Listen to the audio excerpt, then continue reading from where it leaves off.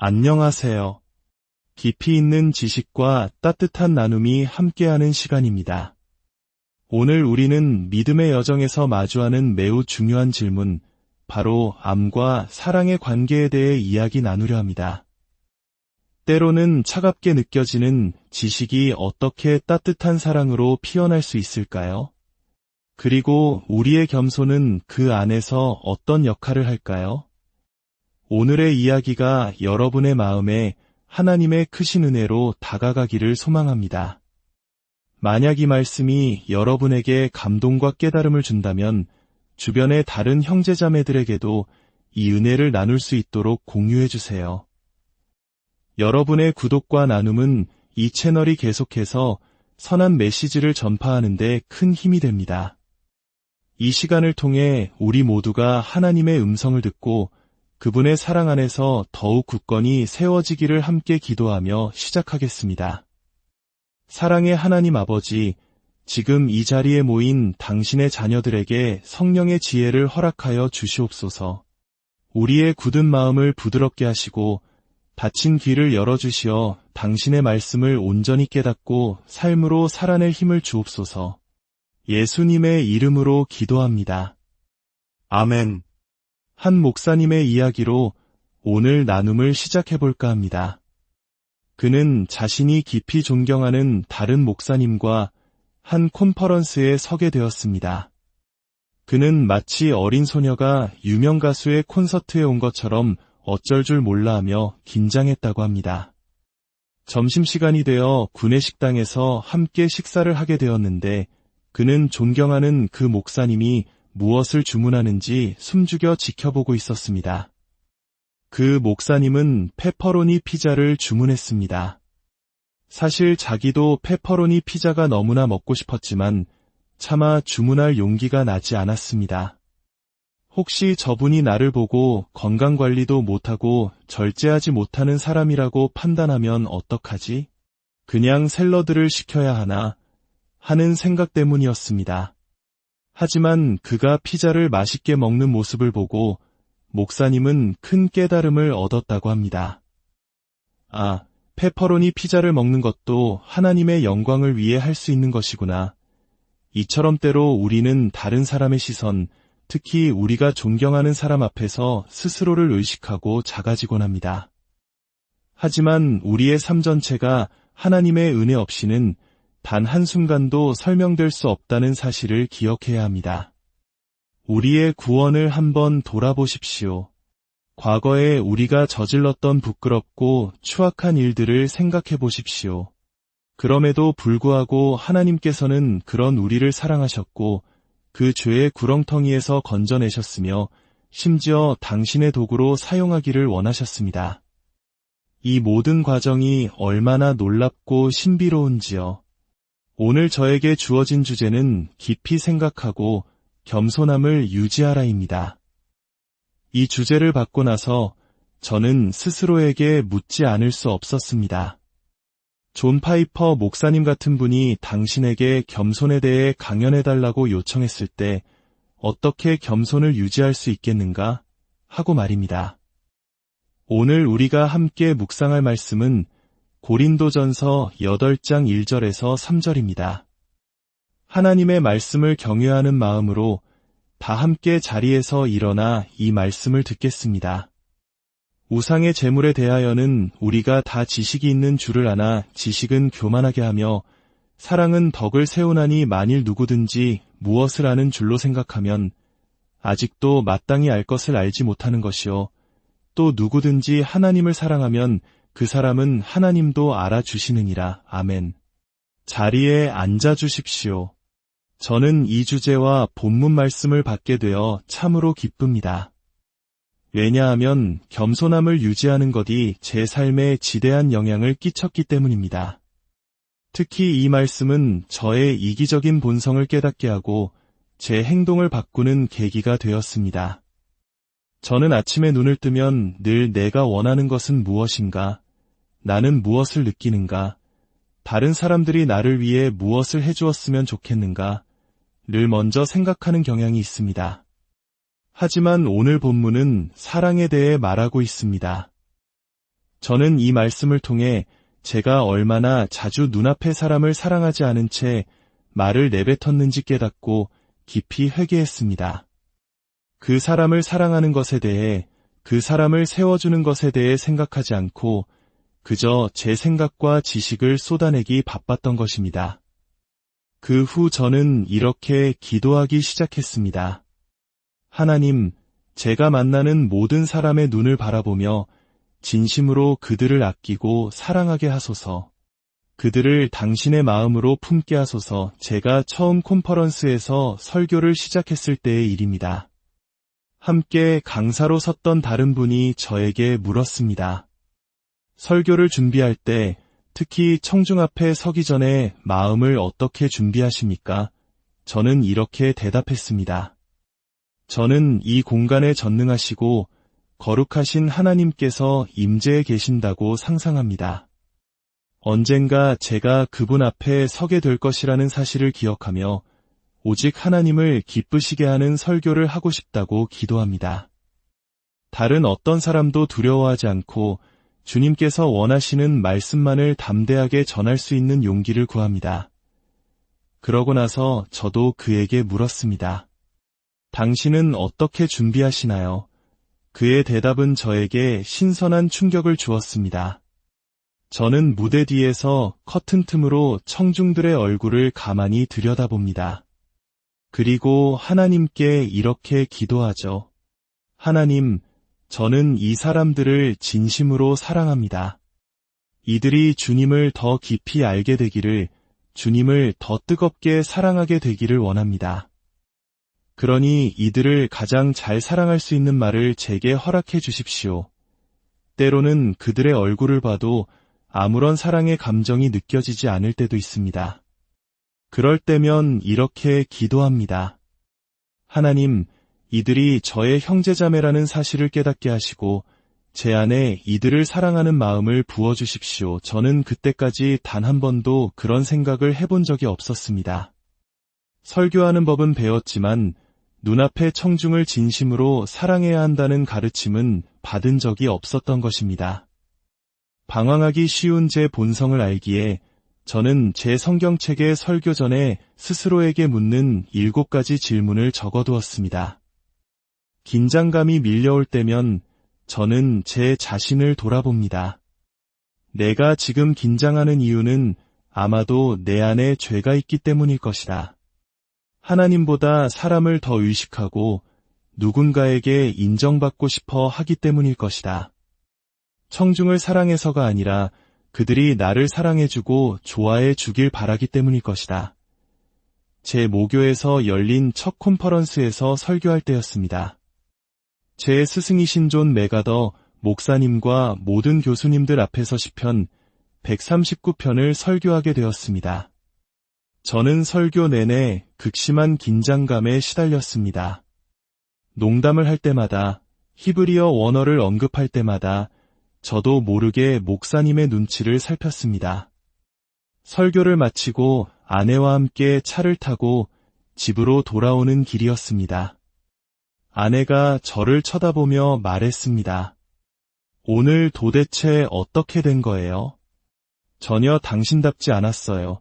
아내는 한 문장으로 제 마음의 중심을 꿰뚫었습니다.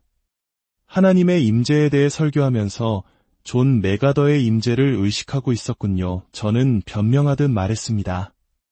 여보, 당신은 그분이 어떤 분인지 잘 몰라서 그래. 그분이 얼마나 많은 책을 썼고 얼마나 큰 영향력을 가졌는지 알아. 이 시대 최고의 강해 설교가 중 한 분이라고. 내가 조금이라도 잘못 설교하면 그분이 나에 대한 책을 쓸지도 몰라. 제 열띤 변명을 듣고 있던 아내가 조용히 말했습니다. 네, 프랜시스. 그리고 그 모든 의로운 행위조차도 하나님 앞에서는 더러운 옷과 같죠. 그 말은 제게 큰 깨우침을 주었습니다. 그렇습니다. 우리는 종종 눈에 보이는 사람의 권위와 평가에 짓눌려 눈에 보이지 않는 가장 높고 위대하신 하나님의 존재를 잊어버리곤 합니다. 오늘 우리가 읽은 고린도전서 8장의 배경은 우상에게 바쳐진 음식에 관한 논쟁입니다. 당시 고린도 교회 성도들 중에는 이방 종교의 배경을 가진 이들이 많았습니다. 그들은 평생 우상을 섬겨왔고 우상에게 바쳐진 고기에는 악한 영이 깃들어 있다고 믿었습니다. 그래서 우상에게 제물을 바치는 행위는 그 악한 영을 쫓아내는 정결 의식과도 같았습니다. 그런데 복음을 받아들인 후 신학적 지식이 더 깊었던 성도들은 이렇게 주장하기 시작했습니다. 우상은 실체가 없는 헛것에 불과하다. 그러니 우상에게 바쳐졌던 고기라도 그냥 먹어도 아무 문제 없다. 신학적으로는 맞는 말이었습니다. 하지만 평생을 우상 숭배의 문화 속에서 살아온 믿음이 연약한 형제들에게는 그 음식을 먹는 것이 마치 다시 우상을 숭배하는 것처럼 양심의 가책을 느끼게 하는 일이었습니다. 지식이 풍부했던 성도들은 그런 형제들을 향해 그냥 먹어 아무것도 아니야 라고 압박했고 성경은 그들의 행동이 연약한 형제들의 양심에 상처를 입혔다고 기록합니다. 사도 바울의 핵심은 이것입니다. 그래, 당신들이 신학적으로 옳다. 우상은 아무것도 아니다. 하지만 그것이 핵심이 아니다. 당신들은 당신의 형제를 생각하지 않았다. 그리스도께서 그를 위해 죽으신 당신의 형제를 말이다. 바울은 이렇게까지 말합니다. 13절입니다. 그러므로 만일 음식이 내 형제를 실족하게 한다면 나는 영원히 고기를 먹지 아니하여 내 형제를 실족하지 않게 하리라. 바울은 내 형제를 너무나 사랑하기에 내가 고기를 먹는 모습이 그를 넘어지게 한다면 차라리 평생 채식주의자가 되겠다. 내 신학적 자유를 주장하는 것보다 형제를 사랑하는 것이 훨씬 더 중요하다고 선언한 것입니다.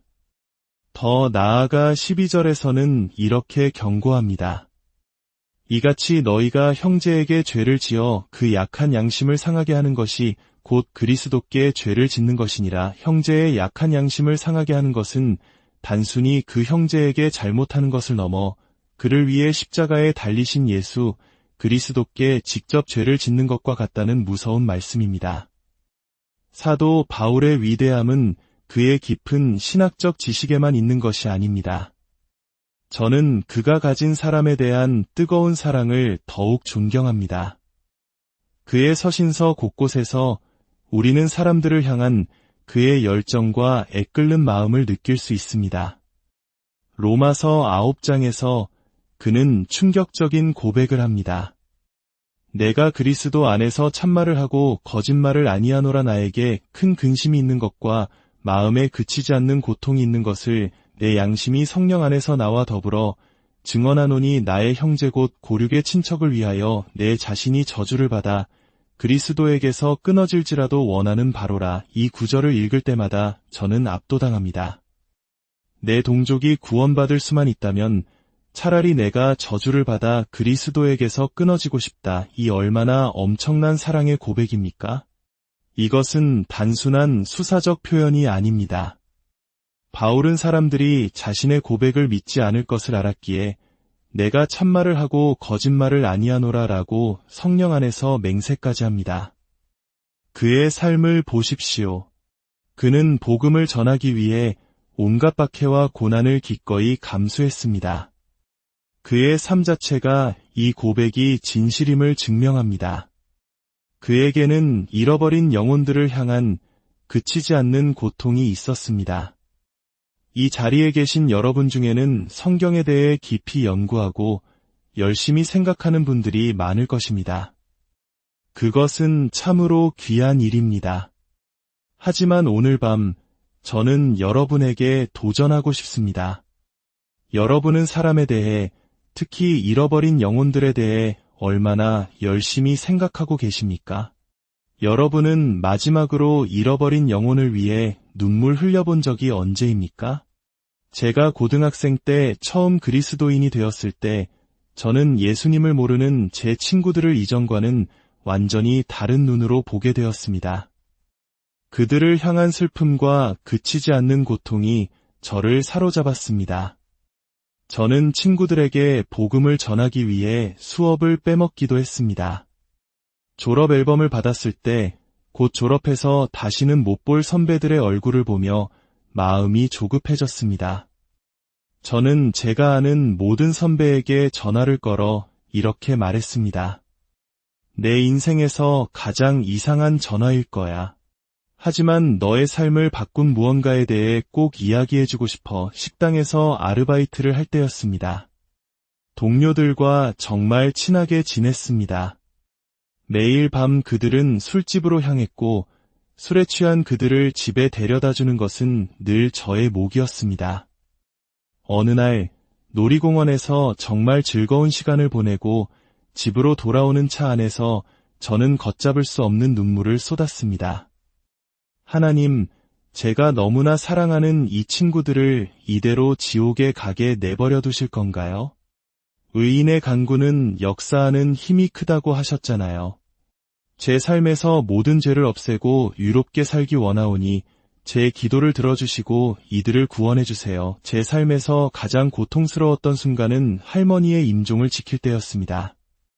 저를 키워주신 분이었지만 할머니는 예수님을 믿지 않으셨습니다. 뇌졸중으로 쓰러져 뇌사 상태에 빠지셨고 가족들은 제가 병원에 도착하기를 기다렸다가 생명 유지 장치를 떼기로 했습니다. 병실에는 저와 제 형, 그리고 할머니 단 셋만이 있었습니다. 저는 할머니의 귀에 대고 제가 할 수 있는 모든 중국어로 필사적으로 복음을 외쳤습니다. 하나님, 할머니가 뇌사 상태라는 것을 압니다. 하지만 당신은 이것을 바꾸실 수 있잖아요. 제발 제 목소리를 듣게만 해주세요. 할머니, 믿으셔야 해요. 할머니가 틀렸어요. 예수님이 유일한 길이세요. 저는 아기처럼 울부짖으며 할머니의 손을 붙잡고 흔들었습니다. 혹시나 할머니가 제 손을 꽉 쥐어주는 기적이 일어나지 않을까, 하나님께서 어떤 신호라도 주시지 않을까 간절히 바랐지만 심전도 모니터의 직선은 미동도 없었습니다. 그 순간 저는 이 성경책을 집어 던져버리고 싶었습니다. 만약 이 책의 말씀이 사실이라면 제 할머니는 그 순간부터 고통받기 시작했고 지난 20년간 계속해서 고통받고 있다는 의미였기 때문입니다. 하나님의 진노와 영원한 형벌에 대해 깊이 생각하고 싶지 않았습니다.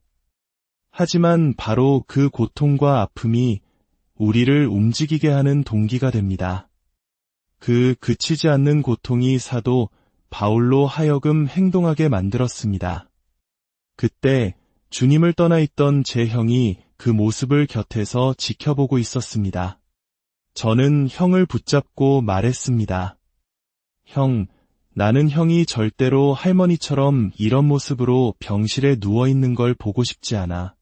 형의 삶을 완전히 바꿔야 해. 그냥 기도 한 번 하는 게 아니라 예수님을 진정으로 따르는 삶을 살아야 해. 형은 충격을 받은 듯 말했습니다. 나는 내가 믿는다고 생각했는데 오늘 너의 모습을 보니 나는 진짜 믿는 게 아니었어. 몇 주 후 형은 제게 와서 자신의 삶이 완전히 바뀌었다고 고백했습니다. 술, 파티, 동거하던 여자친구, 모든 것을 정리했다고 했습니다. 심지어 과속 운전까지 그만두었다고 말했습니다. 몇 년 후 형은 저처럼 목사가 되고 싶다며 신학교에 갔고 지금은 샌프란시스코에서 노숙자들을 섬기는 귀한 목회자가 되었습니다. 우리를 행동하게 하는 것은 바로 이 사랑, 영혼을 향한 애끓는 마음입니다. 우리는 신학교와 성경대학에 들어가 더 많은 지식을 쌓는 동안 세상 속 잃어버린 영혼들과 점점 멀어지는 위험에 처하곤 합니다. 지식은 늘어가지만 사람을 향한 사랑과 열정은 식어버리는 것입니다. 사도들은 하나님에 대한 지식과 사람에 대한 사랑, 이 두 가지가 함께 성장했습니다. 그들 마음속에 그치지 않는 고통은 결코 멈추지 않았습니다. 여러분은 어떻습니까? 지금도 여전히 애통하는 자들과 함께 애통하고 있습니까? 지금 이 순간에도 기본적인 생존을 위해 물을 찾아 헤매는 형제자매들, 인신매매로 고통받는 어린 소녀들의 아픔이 여러분의 마음을 아프게 합니까? 우리가 지식을 배우는 동기는 무엇입니까? 그것이 사람을 너무나 사랑하기 때문이어야 합니다. 내가 이 진리를 더 깊이 깨달아야 저들을 도울 수 있다는 사랑의 동기 말입니다. 요한일서 4장 12절은 말합니다. 어느 때나 하나님을 본 사람이 없으되 만일 우리가 서로 사랑하면 하나님이 우리 안에 거하시고 그의 사랑이 우리 안에 온전히 이루어지느니라. 아무도 하나님을 본 적이 없습니다. 그러나 우리가 서로 뜨겁게 사랑할 때 세상은 우리를 통해 보이지 않는 하나님을 보게 됩니다. 마치 예수 그리스도께서 육신을 입고 이 땅에 오셔서 하나님을 보여주셨듯이 이제는 교회가 바로 우리가 이 세상에 하나님의 사랑을 보여주는 성육신의 사명을 감당해야 합니다. 여러분의 교회 공동체에 처음 방문한 사람이 그곳에서 넘치는 사랑을 보고 하나님의 임재를 느끼게 됩니까? 아니면 차가운 지식의 나열만을 보게 됩니까? 지식은 교만하게 하고 사랑은 덕을 세웁니다. 덕을 세운다는 것은 다른 사람을 격려하고 세워주고 성장시키는 것을 의미합니다. 하나님께서 여러분에게 주신 지식과 은사는 여러분 자신을 위한 것이 아니라 공동체의 유익을 위해 바로 우리를 위해 주어진 것입니다. 본문 2절은 이렇게 말합니다. 만일 누구든지 무엇을 아는 줄로 생각하면 아직도 마땅히 알 것을 알지 못하는 것이요. 하나님 보시기에 사랑 없이 지식만 자랑하는 사람은 사실 아무것도 모르는 사람입니다. 스스로 똑똑하다고 착각하는 망상에 빠진 사람입니다. 만약 당신이 진정으로 안다면 당신의 지식을 사랑하는 데 사용할 것입니다. 그것이 하나님께서 인정하시는 참된 지식입니다. 마지막 3절은 이렇게 끝맺습니다. 또 누구든지 하나님을 사랑하면 그 사람은 하나님도 알아주시느니라. 우리가 하나님을 사랑할 때 하나님께서 우리를 알아주신다고 말씀합니다. 이것은 단순한 정보적 알미 아니라 깊은 관계적 알을 의미합니다. 갈라디아서 4장 9절에서 바울은 이제는 너희가 하나님을 알 뿐 아니라 더욱이 하나님이 아신 바 되었거늘 이라고 말합니다. 내가 하나님을 안다고 말하는 것과 전능하신 우주의 창조주께서 나를 아신다고 말씀해 주시는 것 사이에는 엄청난 차이가 있습니다. 그것은 지금 이 순간 하늘 보좌에 앉아 계신 하나님께서 이 땅에 나를 보시며 저 아이는 내 사랑하는 아들이다. 내 사랑하는 딸이다. 내가 그를 안다. 라고 말씀해 주시는 것과 같습니다. 여러분이 기도할 때 그분께서 들으신다는 사실을 믿으십니까? 여러분의 삶에서 그분의 응답을 경험하고 있습니까? 우리가 자랑해야 할 것은 우리의 지식이나 힘이나 부가 아닙니다. 예레미야 선지자의 말처럼 우리가 자랑할 것은 오직 나를 아는 것, 즉 하나님과 친밀한 관계를 맺고 있다는 사실 그 자체여야 합니다. 제가 여러분을 사랑하는 마음으로 그리고 100년 후에 우리가 천국에서 다시 만날 것을 아는 지식으로 마지막 권면을 드리고자 합니다. 여러분 중에는 수년간 그리스도에 대해 연구하고 그분의 말씀을 깊이 생각해온 분들이 많을 것입니다. 그런데 여러분의 삶은 그분을 얼마나 닮아 있습니까? 바울처럼 내가 그리스도를 본받는 자가 된 것 같이 너희는 나를 본받는 자가 되라고 담대하게 말할 수 있습니까? 어느 청년 사역자의 이야기가 있습니다. 그에게 훈련받았던 두 청년이 각각 선교사와 구호단체 대표가 되어 간증 자리에서 나의 모든 것은 나의 청소년 시절 본이라는 이름의 사역자 덕분입니다. 라고 고백했습니다. 나중에 다른 친구를 통해 그 사역자에 대한 더 놀라운 이야기를 듣게 되었습니다. 그는 샌디에이고의 목사인데 멕시코 티후아나의 쓰레기 매립장에 사는 아이들을 정기적으로 찾아가 섬긴다고 했습니다. 그와 하루를 함께 보낸 친구는 이렇게 말했습니다. 그것은 정말 기이한 경험이었어요. 본 목사님과 함께 걷는 내내 저는 만약 예수님께서 이 땅에 계셨다면 그분과 함께 걷는 것이 바로 이런 느낌이었을 거야라는 생각을 멈출 수 없었습니다. 그 말을 듣는 순간 저는 큰 도전을 받았습니다. 과연 누가 나에 대해 그렇게 말해줄 수 있을까? 저 사람과 함께 있으면 예수님과 함께 있는 것 같다. 이보다 더 위대한 칭찬이 있을까요?